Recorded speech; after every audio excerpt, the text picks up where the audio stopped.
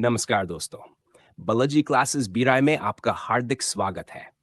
आज की इस वीडियो में हम पढ़ेंगे वर्धमान महावीर खुला विश्वविद्यालय कोटा के बीए प्रथम वर्ष सेमेस्टर प्रथम एग्जामिनेशन 2026 के राजनीति विज्ञान विषय का महत्वपूर्ण पेपर।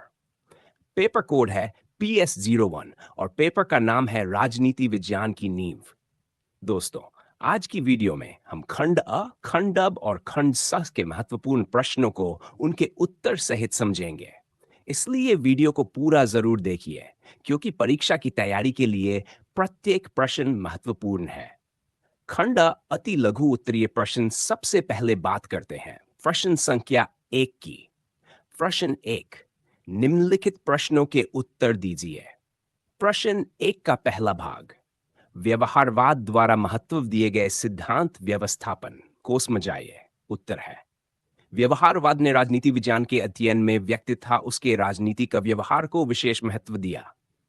व्यवस्थापन से आशय राजनीति का व्यवस्था द्वारा समाज की विभिन्न मांगों और समस्याओं को स्वीकार करके उनके समाधान के लिए नीतियां एवं निर्णय बनाना है। इसके माध्यम से राजनीति का व्यवस्था समाज में उत्पन्न मांगों को व्यवस्थित करती है और उन्हें सरकारी नीतियों में परिवर्तित करती है। अब प्रश्न 1 का दूसरा भाग, राजनीति विज्ञान में उत्तर व्यवहारवाद से आप क्या समझते हैं? उत्तर है, उत्तर व्यवहारवाद राजनीति विज्ञान में व्यवहारवाद की सीमाओं के विरुद्ध विकसित हुआ दृष्टिकोण है। इसने केवल तथ्यों और वैज्ञानिक पद्धति पर जोर देने के बजाय मूल्यों, सामाजिक समस्याओं और राजनीतिक प्रासंगिकता को भी महत्व दिया। डेविड एस्टन इसके प्रमुख समर्थकों में थे। इसका मुख्य उद्देश्य राजनीति विज्ञान को समाज की वास्तविक समस्याओं से जोड़ना था। अब प्रश्न 1 का तीसरा भाग, डेविड ईस्टन के अनुसार राजनीतिक व्यवस्था के निर्गत कार्य क्या है? उत्तर है, डेविड ईस्टन के अनुसार राजनीतिक व्यवस्था के निर्गत कार्यों में समाज के लिए नीतियों, निर्णयों और कानूनों का निर्माण एवं उनका क्रियान्वयन प्रमुख है। राजनीतिक व्यवस्था जनता की मांगों और समर्थन को ग्रहण करके उन्हें सरकारी निर्णयों में परिवर्तित करती है। इस प्रकार निर्गत राजनीतिक व्यवस्था की प्रतिक्रिया का परिणाम होते हैं। अब प्रश्न 1 का चौथा भाग, राजनीतिक दल राजनीतिक शिक्षा और चेतना के महत्वपूर्ण वाहक है। समझाइए। राजनीतिक दल जनता को राजनीतिक अधिकारों, कर्तव्यों, नीतियों और शासन व्यवस्था के बारे में जानकारी देते हैं। वे चुनावों के समय विभिन्न मुद्दों पर जनता को जागरूक करते हैं और राजनीतिक भागीदारी के लिए प्रेरित करते हैं। इस प्रकार राजनीतिक दल जनता में राजनीतिक शिक्षा, जागरूकता और चेतना उत्पन्न करने का महत्वपूर्ण कार्य करते हैं। अब प्रश्न 1 का पांचवां भाग, हंटिंगटन के अनुसार राजनीतिक पतन को कैसे रोका जा सकता है? उत्तर है, सैमुअल हंटिंगटन के अनुसार राजनीतिक पतन को रोकने के लिए राजनीतिक संस्थाओं को मजबूत, स्थिर और प्रभावशाली बनाना आवश्यक है। राजनीतिक भागीदारी में तेजी से वृद्धि होने पर संस्थाओं की क्षमता भी उसी अनुपात में बढ़नी चाहिए। मजबूत राजनीतिक संस्थाएं, कानून का पालन, संस्थागत अनुशासन और प्रभावी प्रशासन राजनीतिक पतन को रोकने में सहायक होते हैं। अब प्रश्न 1 का छठा भाग, आरंभक का अर्थ समझाइए। उत्तर है, आरंभक से आशय उस व्यक्ति, समूह या संस्था से है जो किसी राजनीतिक प्रक्रिया, कार्य या परिवर्तन की शुरुआत करता है। राजनीतिक व्यवस्था में आरंभक किसी नई मांग, नीति, आंदोलन या विचार को सामने लाने वाला हो सकता है। ये राजनीतिक प्रक्रिया को गति प्रदान करने में महत्वपूर्ण भूमिका निभाता है। अब प्रश्न 1 का सातवां भाग, मार्क्स के अनुसार अतिरिक्त मूल्य क्या है? उत्तर है, मार्क्स के अनुसार मजदूर अपने श्रम से जितना मूल्य पैदा करता है, मजदूरी के रूप में उसे उसका पूरा मूल्य प्राप्त नहीं होता। मजदूर द्वारा पैदा किए कुल मूल्य और उसे दी गई मजदूरी के बीच का अंतर अतिरिक्त मूल्य कहलाता है। पूंजीपति इसी अतिरिक्त मूल्य को लाभ के रूप में प्राप्त करता है। मार्क्स ने इसे पूंजीवादी शोषण का प्रमुख आधार माना। खंड ब लघु उत्तरीय प्रश्न। अब दोस्तों बढ़ते हैं खंड ब की ओर। प्रश्न संख्या 2, राजनीति विज्ञान के आधुनिक दृष्टिकोण द्वारा दिए गए अंतर अनुशासनात्मक महत्व को समझाइए। उत्तर है राजनीति विज्ञान के आधुनिक दृष्टिकोण ने राजनीति के अध्ययन को केवल राज्य, सरकार, संविधान और संस्थाओं तक सीमित नहीं रखा है। आधुनिक राजनीति विज्ञान में राजनीतिक घटनाओं और प्रक्रियाओं को समझने के लिए समाजशास्त्र, अर्थशास्त्र, मनोविज्ञान, इतिहास, मानवशास्त्र, विधिशास्त्र तथा दर्शन जैसे अन्य सामाजिक विज्ञानों की सहायता ली जाती है। इसी कारण आधुनिक राजनीति विज्ञान को अंतर अनुशासनात्मक विषय माना जाता है। राजनीतिक व्यवहार पर सामाजिक परिस्थितियों का बहुत अधिक प्रभाव पड़ता है। इसलिए राजनीतिक दल, मतदान व्यवहार, नेतृत्व, राजनीतिक भागीदारी और जनमत को समझने में समाजशास्त्र का महत्व है। इसी प्रकार व्यक्ति के राजनीतिक व्यवहार, निर्णय लेने की प्रक्रिया, नेतृत्व तथा राजनीतिक दृष्टिकोण को समझने में मनोविज्ञान उपयोगी है। राजनीति और अर्थव्यवस्था का भी गहरा संबंध है। आर्थिक असमानता, गरीबी, बेरोजगारी, विकास तथा संसाधनों का वितरण राजनीतिक नीतियों को प्रभावित करते हैं। इसलिए राजनीतिक घटनाओं के अध्ययन में अर्थशास्त्र की सहायता आवश्यक है। इतिहास राजनीतिक संस्थाओं और विचारों के विकास को समझने में सहायता करता है। आधुनिक दृष्टिकोण में सांख्यिकी और वैज्ञानिक अनुसंधान पद्धतियों का भी प्रयोग किया जाता है। सर्वेक्षण, साक्षात्कार, आंकड़ों और तुलनात्मक अध्ययन के माध्यम से राजनीतिक व्यवहार का वैज्ञानिक विश्लेषण किया जाता है। इस प्रकार अंतर अनुशासनात्मक दृष्टिकोण राजनीति विज्ञान को अधिक व्यापक एवं वैज्ञानिक और वास्तविक बनाता है। इससे राजनीतिक घटनाओं के कारणों तथा परिणामों को विभिन्न दृष्टिकोणों से समझना संभव होता है। अतः आधुनिक राजनीति विज्ञान के अध्ययन में अंतर अनुशासनात्मक दृष्टिकोण का विशेष महत्व है। प्रश्न संख्या 3, राजनीति विज्ञान में उत्तर व्यवहारवाद के उदय के कारणों को स्पष्ट कीजिए। उत्तर है उत्तर व्यवहारवाद राजनीति विज्ञान में व्यवहारवाद के बाद विकसित हुआ एक महत्वपूर्ण दृष्टिकोण है। व्यवहारवाद ने राजनीति के अध्ययन को वैज्ञानिक, अनुभवात्मक और तथ्य आधारित बनाने पर जोर दिया था, लेकिन धीरे धीरे इसकी कुछ सीमाएं सामने आने लगीं। इन्हीं सीमाओं के कारण उत्तर व्यवहारवाद का उदय हुआ। उत्तर व्यवहारवाद के उदय का प्रमुख कारण यह था कि व्यवहारवादी विद्वानों ने राजनीतिक अध्ययन में वैज्ञानिक पद्धतियों और आंकड़ों पर अत्यधिक जोर दिया। इसके कारण राजनीति के वास्तविक सामाजिक और नैतिक प्रश्नों की उपेक्षा होने लगी। राजनीतिक विज्ञान केवल तथ्यों और व्यवहारिक अध्ययन तक सीमित होता जा रहा था। दूसरा कारण उस समय की सामाजिक और राजनीतिक समस्याएं थीं।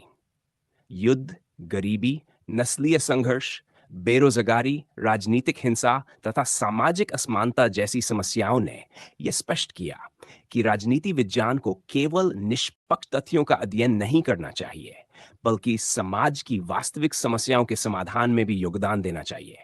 तीसरा कारण राजनीति विज्ञान में मूल्यों के महत्व की पुनर्स्थापना थी। उत्तर व्यवहारवादियों ने माना कि राजनीति विज्ञान को न्याय, स्वतंत्रता, समानता और लोकतंत्र जैसे मूल्यों से अलग नहीं किया जा सकता। उत्तर व्यवहारवाद के विकास में डेविड एस्टन का महत्वपूर्ण योगदान था। उन्होंने राजनीति विज्ञान को समाज के लिए अधिक प्रासंगिक बनाने पर जोर दिया। उनका विचार था कि राजनीतिक अध्ययन में प्रासंगिकता और क्रियाशीलता दोनों आवश्यक हैं। इस प्रकार उत्तर व्यवहारवाद का उदय व्यवहारवाद की सीमाओं, सामाजिक समस्याओं, मूल्यों की पुनर्स्थापना और राजनीति विज्ञान को समाजोपयोगी बनाने की आवश्यकता के कारण हुआ। इसने राजनीति विज्ञान में तथ्य और मूल्य दोनों के संतुलित अध्ययन पर बल दिया। प्रश्न संख्या 4, राजनीतिक व्यवस्था में प्रतिसंहरण से क्या तात्पर्य है और इसका महत्व क्या है? उत्तर है राजनीतिक व्यवस्था के अध्ययन में डेविड एस्टन ने राजनीतिक व्यवस्था को एक ऐसी व्यवस्था के रूप में समझाया जिसमें समाज से विभिन्न प्रकार की मांगें और समर्थन प्राप्त होते हैं तथा राजनीतिक व्यवस्था उन्हें निर्णयों और नीतियों में परिवर्तित करती है। इन निर्णयों के बाद समाज की प्रतिक्रिया पुनः राजनीतिक व्यवस्था तक पहुंचती है। इस प्रक्रिया को प्रतिसंहरण, फीडबैक कहा जाता है। प्रतिसंहरण का अर्थ है कि सरकार द्वारा बनाए गए नियमों, नीतियों और निर्णयों के प्रति जनता की प्रतिक्रिया राजनीतिक व्यवस्था तक पहुंचती है। जनता किसी नीति का समर्थन कर सकती है, उसका विरोध कर सकती है अथवा उसमें परिवर्तन की मांग कर सकती है। इस प्रतिक्रिया के आधार पर सरकार अपनी नीतियों में आवश्यक परिवर्तन करती है। उदाहरण के लिए, यदि सरकार कोई नई आर्थिक नीति लागू करती है और जनता को उससे कठिनाई होती है, तो जनता विरोध, चुनाव, जनमत, मीडिया या अन्य माध्यमों से अपनी प्रतिक्रिया व्यक्त कर सकती है। सरकार इस प्रतिक्रिया को ध्यान में रखते हुए नीति में परिवर्तन कर सकती है। यही प्रतिसंभारण की प्रक्रिया है। राजनीतिक व्यवस्था में प्रतिसंभारण का बहुत महत्व है। यह सरकार को जनता की वास्तविक आवश्यकताओं और समस्याओं की जानकारी देता है। इससे शासन व्यवस्था अधिक उत्तरदायी और जनोन्मुखी बनती है। लोकतंत्र में इसका विशेष महत्व है क्योंकि जनता की इच्छा और प्रतिक्रिया शासन के निर्णयों को प्रभावित करती है।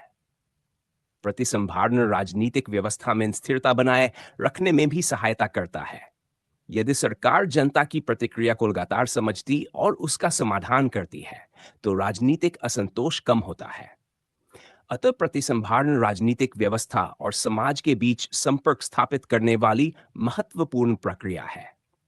यह शासन को प्रभावी, उत्तरदायी और लोकतांत्रिक बनाने में महत्वपूर्ण भूमिका निभाता है। प्रश्न संख्या 5, डायसी द्वारा प्रतिपादित विधि का शासन के 3 सिद्धांत समझाइए। उत्तर है ब्रिटिश संवैधानिक विद्वान एवी डायसी ने विधि के शासन अर्थात रूल ऑफ लॉ की अवधारणा को व्यवस्थित रूप से प्रस्तुत किया। उनके अनुसार रामे कानून सर्वोच्च होना चाहिए और शासन किसी व्यक्ति की मनमानी इच्छा के आधार पर नहीं चलना चाहिए। डायसी ने विधि के शासन के 3 प्रमुख सिद्धांत बताए। पहला सिद्धांत कानून की सर्वोच्चता है। इसका अर्थ है कि किसी व्यक्ति को तब तक दंडित नहीं किया जा सकता जब तक उसने कानून का उल्लंघन किया हो। सरकार भी कानून से ऊपर नहीं है। राज्य के अधिकारी अपनी इच्छा से किसी व्यक्ति के अधिकारों को समाप्त नहीं कर सकते। प्रत्येक कार्य कानून के अनुसार होना चाहिए। दूसरा सिद्धांत कानून के समक्ष समानता है। डायसी के अनुसार देश के सभी व्यक्ति कानून की दृष्टि से समान है। किसी व्यक्ति को उसके पद, धन या सामाजिक स्थिति के आधार पर कानून से विशेष संरक्षण नहीं मिलना चाहिए। सामान्य नागरिक और सरकारी अधिकारी दोनों समान कानून के अधीन होते हैं। तीसरा सिद्धांत अधिकारों की न्यायिक सुरक्षा है। डायसी के अनुसार नागरिकों के अधिकार केवल संविधान में लिखे होने से सुरक्षित नहीं होते, बल्कि न्यायालयों द्वारा उनकी प्रभावी रक्षा की जानी चाहिए। स्वतंत्र न्यायपालिका नागरिकों के अधिकारों की रक्षा करती है और सरकार को मनमानी करने से रोकती है। विधि का शासन लोकतंत्र की आधारभूत विशेषता है। इससे सरकार की शक्तियों पर नियंत्रण रहता है, नागरिकों के अधिकार सुरक्षित रहते हैं और शासन में कानून की सर्वोच्चता स्थापित होती है। इस प्रकार डायसी के 3 सिद्धांत कानून की सर्वोच्चता, कानून के समक्ष समानता तथा न्यायालयों द्वारा अधिकारों की सुरक्षा विधि के शासन की आधारशिला है। प्रश्न संख्या 6, न्यायिक पुनरावलोकन और न्यायिक सक्रियता की अवधारणाओं को समझाएं। लोकतंत्र में इन्हें क्यों महत्वपूर्ण माना जाता है? उत्तर है न्यायिक पुनरावलोकन और न्यायिक सक्रियता आधुनिक लोकतांत्रिक शासन व्यवस्था में न्यायपालिका की महत्वपूर्ण भूमिकाएं हैं। दोनों का संबंध न्यायपालिका द्वारा संविधान और कानून और नागरिक अधिकारों की रक्षा से है, लेकिन दोनों की अवधारणाएं अलग हैं। न्यायिक पुनरावलोकन का अर्थ है कि न्यायालय विधायिका द्वारा बनाए गए कानूनों तथा कार्यपालिका के निर्णयों की संवैधानिकता की जांच कर सकता है। यदि कोई कानून संविधान के विरुद्ध पाया जाता है, तो न्यायालय उसे असंवैधानिक घोषित कर सकता है। इस प्रकार न्यायिक पुनरावलोकन संविधान की सर्वोच्चता बनाए रखने का साधन है। इसके विपरीत न्यायिक सक्रियता का अर्थ है कि न्यायपालिका नागरिकों के अधिकारों और सार्वजनिक हित की रक्षा के लिए संविधान की व्यापक व्याख्या करते हुए सक्रिय भूमिका निभाए। जब सरकार या अन्य संस्थाएं किसी समस्या का उचित समाधान नहीं कर पाती, तब न्यायालय अपने निर्णयों के माध्यम से नागरिक हितों की रक्षा कर सकता है। लोकतंत्र में न्यायिक पुनरावलोकन इसलिए महत्वपूर्ण है क्योंकि यह विधायिका और कार्यपालिका की शक्तियों पर संवैधानिक नियंत्रण रखता है। इससे सरकार को संविधान की सीमाओं के भीतर कार्य करना पड़ता है। न्यायिक सक्रियता नागरिकों के मौलिक अधिकारों और जनहित की रक्षा में सहायक होती है। इसके माध्यम से कमजोर वर्गों, पर्यावरण, मानवाधिकार और सामाजिक न्याय से जुड़े मामलों में न्यायालय महत्वपूर्ण भूमिका निभा सकता है। हालांकि न्यायपालिका को अपनी सीमाओं का भी ध्यान रखना चाहिए ताकि शक्तियों के पृथक्करण का सिद्धांत प्रभावित न हो। अतः न्यायिक पुनरावलोकन संविधान की रक्षा करता है, जबकि न्यायिक सक्रियता नागरिक अधिकारों और जनहित की प्रभावी सुरक्षा में योगदान देती है। दोनों लोकतांत्रिक व्यवस्था में कानून के शासन को मजबूत करते हैं। प्रश्न संख्या 7। टी.एच. ग्रीन का कथन कि राज्य का आधार इच्छा है, शक्ति नहीं को समझाइए। इस कथन का महत्व क्या है? उत्तर है टी.एच. ग्रीन एक प्रसिद्ध आदर्शवादी राजनीतिक विचारक थे। उन्होंने राज्य और व्यक्ति के संबंध को नैतिक आधार पर समझाया। ग्रीन के अनुसार राज्य केवल शक्ति या बल के आधार पर अस्तित्व में नहीं रहता, बल्कि राज्य का वास्तविक आधार नागरिकों की इच्छा और उनकी सामान्य भलाई है। इसी विचार को उन्होंने कहा कि राज्य का आधार इच्छा है, शक्ति नहीं। ग्रीन के अनुसार मनुष्य केवल राज्य के भय से कानूनों का पालन नहीं करता। नागरिक कानूनों का पालन इसलिए करते हैं क्योंकि वे समझते हैं कि कानून समाज के सामान्य हित और व्यवस्था के लिए आवश्यक है। यदि राज्य केवल बल और दंड के आधार पर शासन करे, तो उसकी स्थिरता लंबे समय तक नहीं रह सकती। ग्रीन के लिए राज्य का उद्देश्य व्यक्ति के नैतिक विकास के लिए आवश्यक परिस्थितियां उपलब्ध कराना था। राज्य को नागरिकों की स्वतंत्रता और अधिकारों की रक्षा करनी चाहिए। उन्हें अपने व्यक्तित्व के विकास का अवसर देना चाहिए। इस विचार में सामान्य इच्छा का विषम महत्व है। नागरिकों की इच्छा राज्य के कानूनों और संस्थाओं को वैधता प्रदान करती है। इसलिए राज्य की शक्ति जनता की स्वीकृति और सहयोग पर आधारित होनी चाहिए। ग्रीन के विचार का लोकतंत्र में विशेष महत्व है। लोकतांत्रिक सरकार जनता की इच्छा पर आधारित होती है। चुनाव, जनमत और राजनीतिक भागीदारी के माध्यम से जनता सरकार को अपनी स्वीकृति देती है। ये विचार ये भी स्पष्ट करता है कि राज्य की शक्ति निरंकुश नहीं होनी चाहिए। राज्य को अपने अधिकारों का प्रयोग जनहित और नैतिक उद्देश्य के लिए करना चाहिए। अतः ग्रीन का कथन राज्य की वैधता, जनसहमति, स्वतंत्रता और सामान्य हित पर आधारित लोकतांत्रिक शासन की महत्वपूर्ण व्याख्या प्रस्तुत करता है। प्रश्न संख्या 8। जॉन रॉल्स के अनुसार न्याय क्या है? उत्तर है जॉन रॉल्स आधुनिक राजनीतिक दर्शन के प्रमुख विचारकों में से एक है। उन्होंने न्याय को सामाजिक संस्थाओं के मूल्यांकन का प्रमुख आधार माना। उनका प्रसिद्ध न्याय सिद्धांत न्याय के रूप में निष्पक्षता, जस्टिस एज फेयरनेस के नाम से जाना जाता है। रॉल्स के अनुसार न्यायपूर्ण समाज वह है जिसमें समाज की मूल संस्थाएं सभी व्यक्तियों के साथ निष्पक्ष व्यवहार करती हैं। उन्होंने ये समझाने के लिए मूल स्थिति और अज्ञानता के पर्दे, वेल ऑफ इग्नोरेंस की कल्पना की। मूल स्थिति में व्यक्ति ये नहीं जानते कि वास्तविक समाज में उनका स्थान क्या होगा। उन्हें यह जानकारी नहीं होती कि वे अमीर होंगे या गरीब, पुरुष होंगे या महिला, प्रतिभाशाली होंगे या सामान्य, किसी विशेष वर्ग से होंगे या नहीं। इस अज्ञानता के कारण वे ऐसे सिद्धांत चुनेंगे जो सभी व्यक्तियों के लिए निष्पक्ष हों। रॉल्स ने न्याय के दो प्रमुख सिद्धांत बताए। पहला सिद्धांत समान मूल स्वतंत्रताओं से संबंधित है।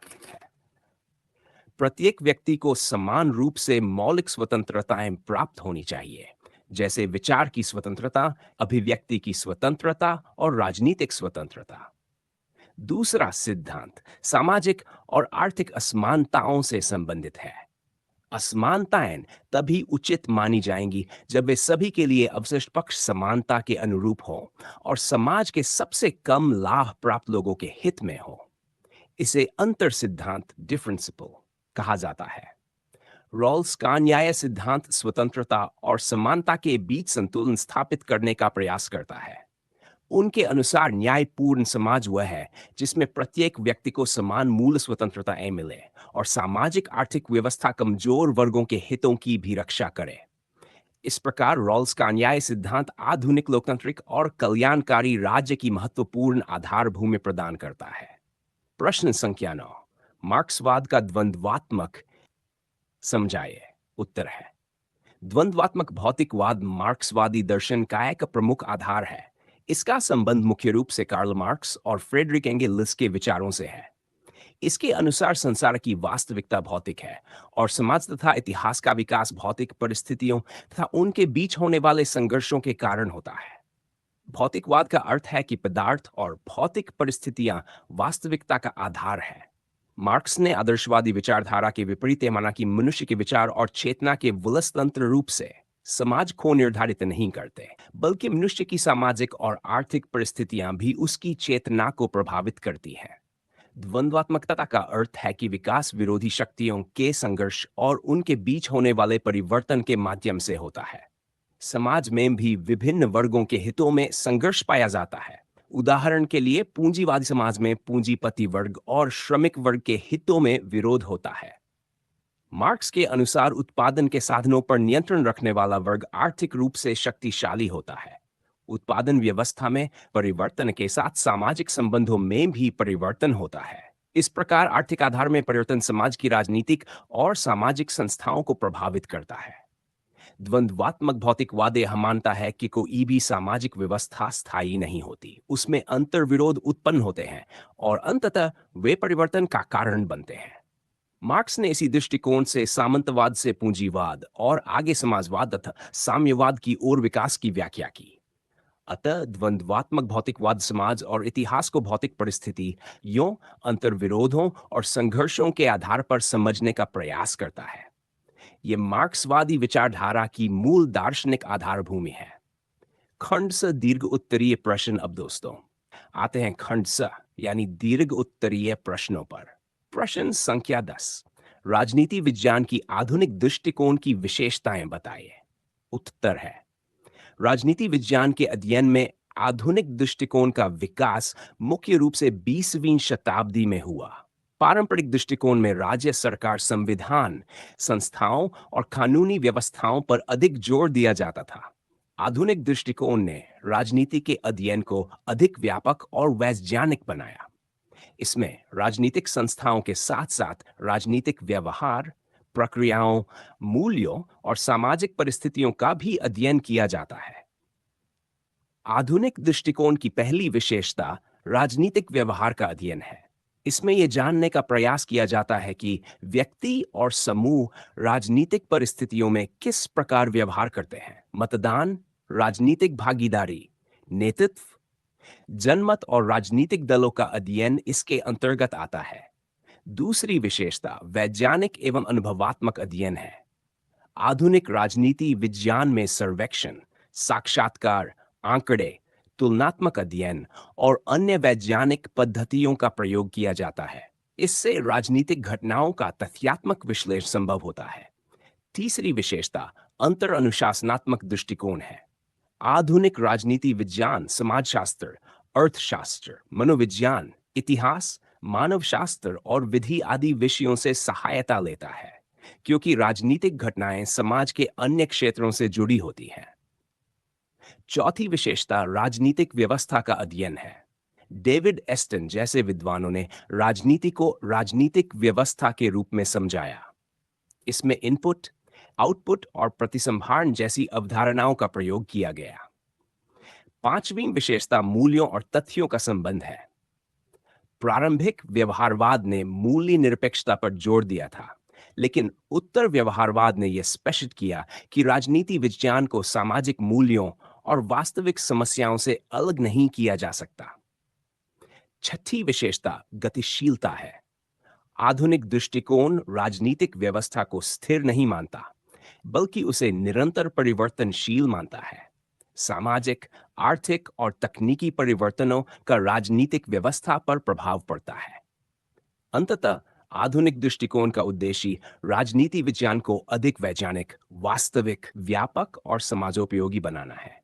इसने राजनीति के अध्ययन को केवल संवैधानिक संस्थाओं से निकालकर मानव व्यवहार और सामाजिक प्रक्रियाओं तक विस्तारित किया है। प्रश्न संख्या 11, व्यवस्थापिका के कार्यों का वर्णन कीजिए। आधुनिक समय में इसकी शक्तियों में कमी क्यों हुई है? उत्तर है, व्यवस्थापिका सरकार का वह प्रमुख अंग है जिसका मुख्य कार्य कानूनों का निर्माण करना है। लोकतांत्रिक शासन में व्यवस्थापिका जनता का प्रतिनिधित्व करती है। भारत में संसद तथा राज्यों में विधानमंडल व्यवस्थापिका के प्रमुख उदाहरण हैं। व्यवस्थापिका के अनेक महत्वपूर्ण कार्य हैं। सबसे पहला कार्य कानून निर्माण है। व्यवस्थापिका समाज की आवश्यकताओं के अनुसार नए कानून बनाती है तथा पुराने कानूनों में संशोधन या उन्हें समाप्त कर सकती है। लोकतांत्रिक शासन में कानून निर्माण जनता के प्रतिनिधियों के माध्यम से होता है। दूसरा कार्य वित्तीय नियंत्रण है। सरकार जनता से कर प्राप्त करती है और सार्वजनिक धन खर्च करती है। व्यवस्थापिका बजट को स्वीकृति देती है तथा सरकार के खर्च पर नियंत्रण रखती है। तीसरा कार्य कार्यपालिका पर नियंत्रण है। प्रश्नकाल, चर्चा, प्रस्ताव, अविश्वास प्रस्ताव तथा समितियों के माध्यम से व्यवस्थापिका सरकार की नीतियों और कार्यों की जांच करती है। चौथा कार्य प्रतिनिधित्व है। व्यवस्थापिका में चुने गए प्रतिनिधि जनता की समस्याओं और मांगों को सरकार के सामने रखे हैं। इस प्रकार यह जनता और सरकार के बीच संपर्क स्थापित करती है। पांचवां कार्य संविधान संशोधन भी कई देशों में व्यवस्थापिका द्वारा किया जाता है। इसके अतिरिक्त यह राष्ट्रीय नीतियों पर चर्चा करके जनमत निर्माण में भी सहायता करती है। हालांकि आधुनिक समय में व्यवस्थापिका की शक्तियों में कुछ कमी दिखाई देती है। इसका एक प्रमुख कारण कार्यपालिका की बढ़ती शक्ति है। आधुनिक कल्याणी राज्य के कार्य बहुत अधिक बढ़ गए हैं। परिणाम स्वरूप प्रशासनिक और नीतिगत निर्णयों में कार्यपालिका की भूमिका बढ़ी है। दूसरा कारण तकनीकी और जटिल विषयों की वृद्धि है। आधुनिक कानून अत्यधिक तकनीकी और जटिल होते हैं, जिनके निर्माण में विशेषज्ञों तथा प्रशासनिक अधिकारियों की सहायता आवश्यक होती है। तीसरा कारण राजनीतिक दलों का प्रभाव है। बहुमत दल के सदस्य सामान्यतः सरकार की नीतियों का समर्थन करते हैं, जिससे व्यवस्थापिका द्वारा स्वतंत्र नियंत्रण की क्षमता प्रभावित हो सकती है। फिर भी लोकतंत्र में व्यवस्थापिका का महत्व समाप्त नहीं हुआ है। वह कानून निर्माण, वित्तीय नियंत्रण, प्रतिनिधित्व और सरकार की जवाबदेही सुनिश्चित करने वाली प्रमुख संस्था है। प्रश्न संख्या 12, राजनीतिक आधुनिकीकरण की विशेषताओं की विवेचना कीजिए। उत्तर है, राजनीतिक आधुनिकीकरण का अर्थ राजनीतिक व्यवस्था में ऐसे परिवर्तन से है जिसके द्वारा परंपरागत राजनीतिक संस्थाओं और प्रक्रियाओं के स्थान पर अधिक विकसित, आधुनिक, सहभागी और संस्थागत राजनीतिक व्यवस्था का निर्माण होता है।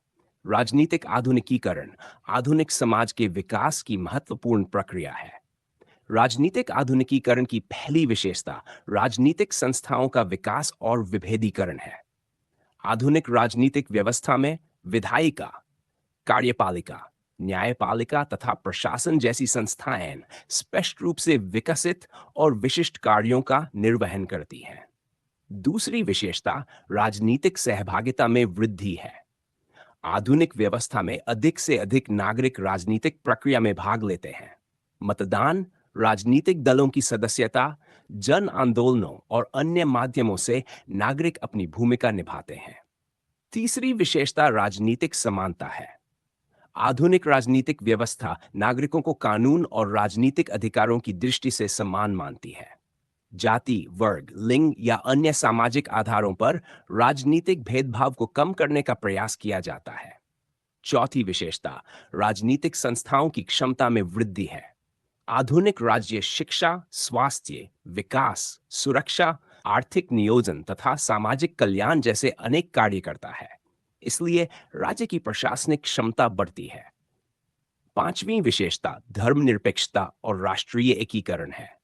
राजनीतिक आधुनिकीकरण में राजनीतिक निर्णयों को तर्कसंगत और संस्थागत आधार देने पर जोर दिया जाता है। इससे विभिन्न समूहों के बीच राष्ट्रीय एकता को बढ़ावा मिलता है। छठी विशेषता लोकतांत्रिक मूल्यों का विकास है। स्वतंत्रता, समानता, न्याय, अधिकार, सहिष्णुता और जन सहभागिता जैसे मूल्य आधुनिक राजनीतिक व्यवस्था के आधार बनते हैं।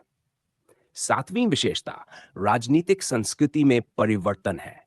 नागरिक परंपरागत राजनीतिक सोच से आगे बढ़कर आधुनिक संस्थाओं और लोकतांत्रिक प्रक्रियाओं में विश्वास करने लगते हैं। राजनीतिक आधुनिकीकरण के साथ कुछ समस्याएं भी उत्पन्न हो सकती हैं। यदि राजनीतिक सहभागिता तेजी से बढ़े लेकिन संस्थाएं पर्याप्त विकसित न हो, तो राजनीतिक अस्थिरता, संघर्ष और अव्यवस्था पैदा हो सकती है।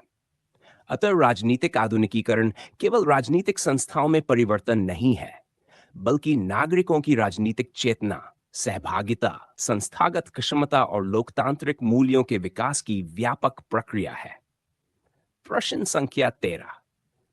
जॉन रॉल्स द्वारा प्रतिपादित न्याय सिद्धांत को समझाएं। उत्तर है, जॉन रॉल्स आधुनिक राजनीतिक दर्शन के प्रमुख विचारक हैं। उनकी प्रसिद्ध पुस्तक थियोरी ऑफ जस्टिस में न्याय के सिद्धांत का विस्तृत विवेचन मिलता है। रॉल्स ने अपने सिद्धांत को न्याय के रूप में निष्पक्षता, जस्टिस एज फेयरनेस, कहा।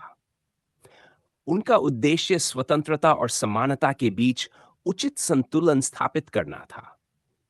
रॉल्स ने न्याय के सिद्धांत को समझाने के लिए मूल स्थितिल पोजीशन की कल्पना की। इसमें समाज के लोग ऐसे व्यक्तियों के रूप में कल्पित किए जाते हैं जो समाज के मूल नियमों का चयन करते हैं, लेकिन उनके सामने अज्ञानता का पर्दा, वेल ऑफ इग्नोरेंस, होता है। उन्हें यह जानकारी नहीं होती कि वास्तविक समाज में वे किस वर्ग, जाति, लिंग या आर्थिक स्थिति में होंगे।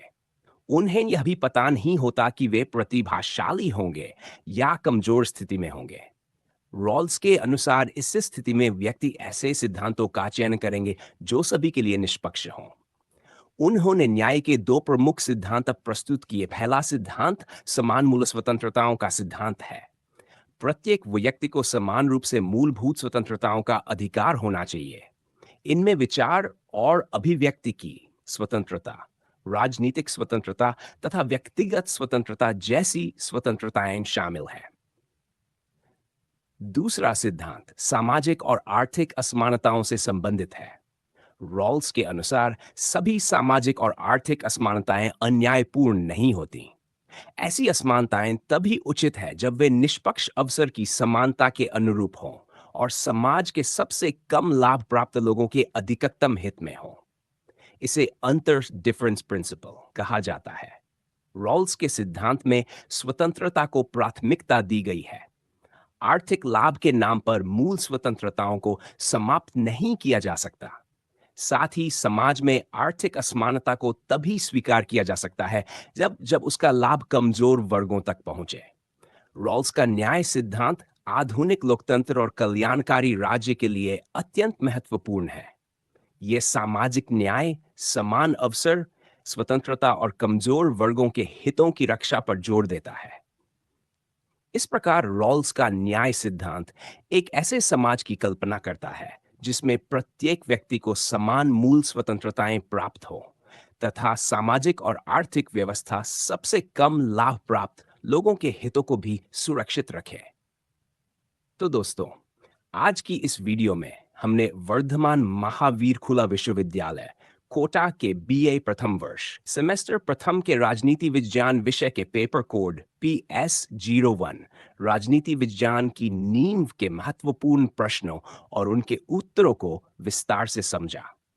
अगर आपको ये वीडियो उपयोगी लगे तो वीडियो को लाइक करें, अपने दोस्तों के साथ शेयर करें और ऐसे ही परीक्षा से संबंधित महत्वपूर्ण वीडियो के लिए बालाजी क्लासेस बीरा यूट्यूब चैनल को सब्सक्राइब जरूर करें। धन्यवाद। जय हिंद।